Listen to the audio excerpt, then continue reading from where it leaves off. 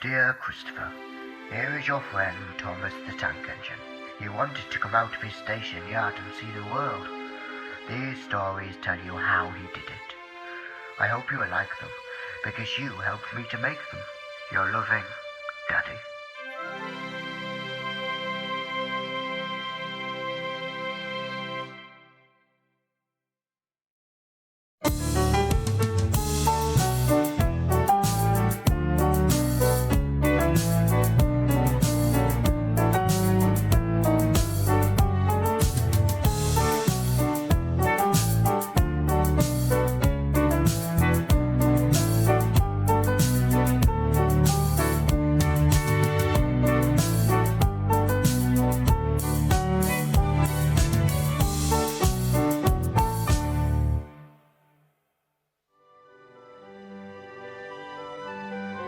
Sir Topham Hatt's railway was in a muddle.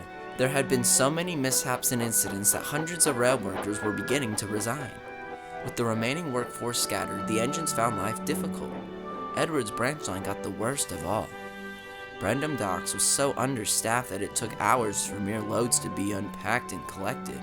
This meant that Edward had to speed his passenger runs between stations. Edward was exhausted, but tried to keep optimistic. One morning, Edward skidded into the station to find Henry, fixated on something in the distance. Edward whistled hello. "What's wrong, Henry?" Henry snapped out of his trance. "Oh, sorry, Edward. I was just trying to keep an eye on them." "On who?" "Look over there," grunted Henry. Edward looked. Far in the distance, beginning closer and closer, was a crowd of people with signs and wavers. Their yelling could be heard for miles as they marched up to the station. The crowd started calling out to the engines. "You steamers are harmful to the environment." "You're not eco-friendly." "Diesels are cleaner." "Have you no compassion for the land around you?" "Your lines go through the forest. You're hazardous to it." The last comment stuck with Henry. He looked at his buffers. "Take no notice," soothed Edward. "I think your green paint looks lovely against the plants and trees." "Thank you, Edward," smiled Henry. He left to a chorus of insults. With little workmen to intervene, the protesters crowded on the platform. They turned to Edward. "You're too old and toxic to be in service. You disturb the wildlife around you. You harm the ecosystem."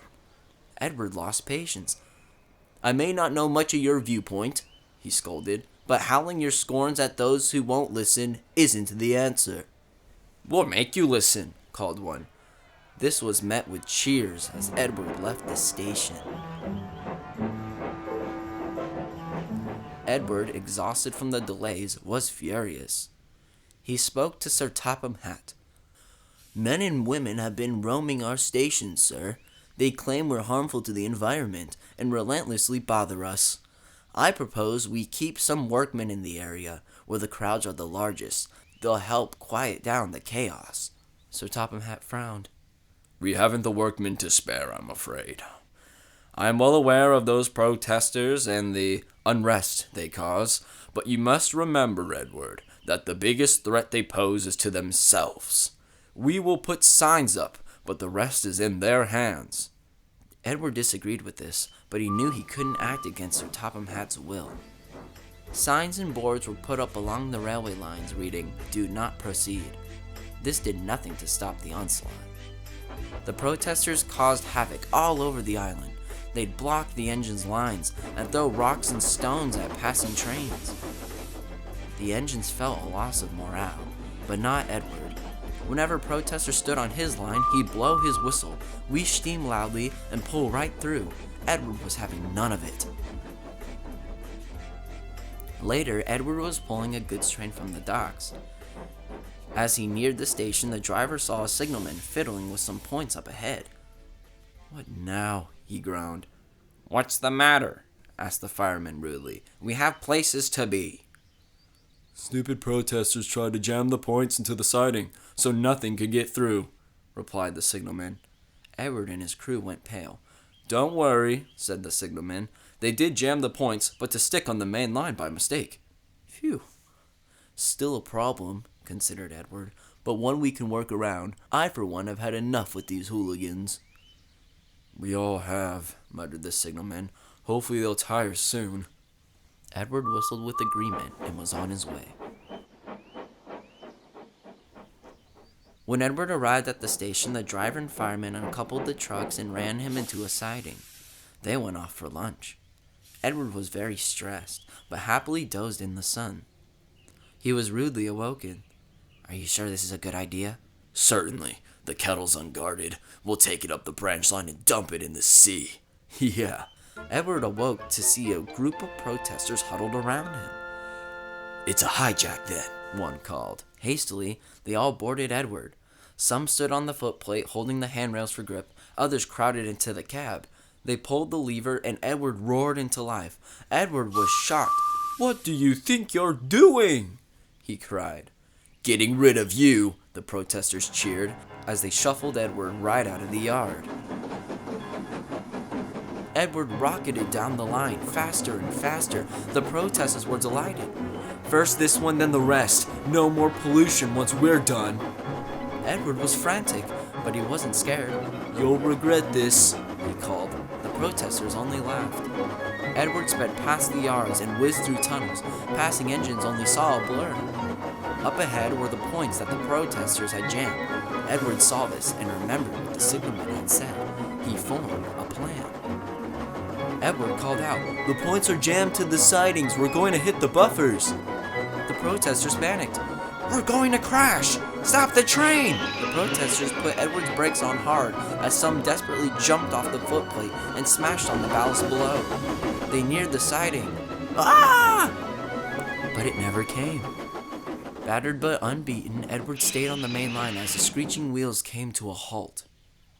"Start it up again," the protesters called, but it was no good. Police cars surrounded the scene and sized up the situation.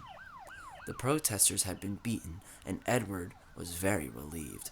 Sir Topham Hatt spoke to the policeman.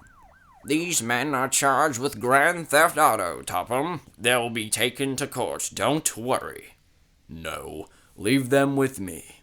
I'll handle them." Sir Topham Hatt spoke kindly to Edward. "My, your quick thinking saved the day." Edward smiled, but he seethed in pain. "My brakes were screeched on, sir," he said merely. "They're ever so sore." I believe a trip to the works is in order. For a hero, that's the least to be done." Edward was delighted. "I must say, a good rest doesn't sound bad to me." Edward was taken to the works. He was fitted with a new set of splendid brakes and felt the best he had in weeks. When he returned home, Edward found Sir Topham Hatt waiting for him. "I'm glad you're back, Edward. I would like to apologize." "For what, sir?" "For not listening to you, of course. You've managed the delays well, and I should have taken your word about the protesters." "I understand why, sir," sympathized Edward. "There weren't enough workmen to perform my idea." "Not anymore," Sir Topham Hatt smirked. At that moment, a group of men dressed in workmen's clothes walked up to Edward and Sir Topham Hatt. Edward recognized them as the protesters. "You hired them as workmen?"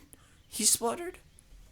"This may not be their life's passion," explained Sir Topham Hatt, "but with the alternative being one of, less freedom, I believe that these former protesters will be more than glad to fill our gaps. Isn't that right, lads?" "Ready to be really useful," one stuttered. Edward smiled. There was peace at last. I think you'll be happy to know that Edward is back working on his branch line without delay. The new rail workers, meanwhile, pull their weight on the railway. They might not be the most humble of workmen, but know never to protest against steam engines again. Steam engines, they believe, are quite rebellious too.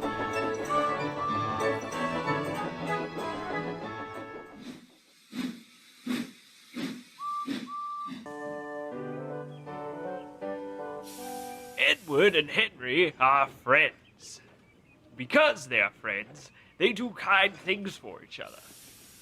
Today, Henry has lots and lots of jobs to do. So at the water tower, Edward lets Henry take on water first. Edward is very kind, and Henry is very happy. Henry has to collect some freight cars. Then he has to take them over Gordon's Hill. It's not easy getting up Gordon's Hill with a heavy load, so Edward comes up and pushes Henry up the hill. Edward is very kind, and Henry is very happy. Edward and Henry both have to wait at a signal. Edward knows Henry is in a hurry, so when the signals change to green, Edward lets Henry go first. Edward is very kind, and Henry is very happy. Tomorrow, when Edward is busy, Henry will help his friend. Henry will be very kind, and Edward will be very happy.